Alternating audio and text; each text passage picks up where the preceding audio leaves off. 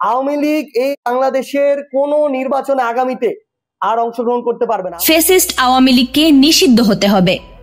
ভারতীয় আধিপত্যে বাংলাদেশে আর কোনো রাজনীতি হবে না, বললেন এনসিপি নেতা সার্জিস আলম। গত বুধবার 24 সেপ্টেম্বর সুনামগঞ্জে এনসিপির সমন্বয় সভা শেষে সাংবাদিকদের সঙ্গে আলাপকালে তিনি এসব কথা বলেন। সার্জিস আলম বলেন, ভারতীয় আধিপত্যবাদের অধীনে বাংলাদেশে আর কোনো নির্বাচন হবে না। সেই সঙ্গে আগামীর নতুন বাংলাদেশে আওয়ামী লীগ নির্বাচনে অংশ নিতে পারবে না। পৃথিবীর কোথাও বিপ্লবী ও পরাজিত ফ্যাসিস্ট একসঙ্গে রাজনীতি করতে পারে না, হয় বিপ্লবীরা থাকবে নয়তো ফ্যাসিস্ট।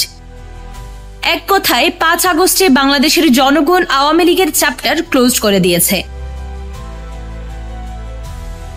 এর সাথে তিনি অন্তর্বর্তী সরকারের সমালোচনা করে বলেন, নিউ ইয়র্কে প্রধান উপদেষ্টার সফর সঙ্গী রাজনৈতিক নেতাদের যথাযথ নিরাপত্তা না দেওয়াটা অন্তর্বর্তী সরকারের দুর্বলতা।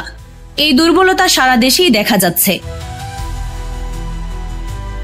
এনসিপির রাজনৈতিক অবস্থান প্রসঙ্গে সার্জিস আলম আরও বলেন, অভ্যুত্থানের পর রাজপথে একসঙ্গে দাবি আদায়ের আন্দোলনে গণ অধিকার পরিষদ ও এনসিপি কাজ করেছে।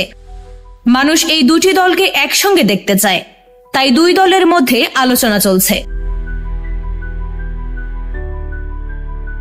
এই ধরনের গুরুত্বপূর্ণ আপডেট পেতে আমাদের সঙ্গে থাকুন।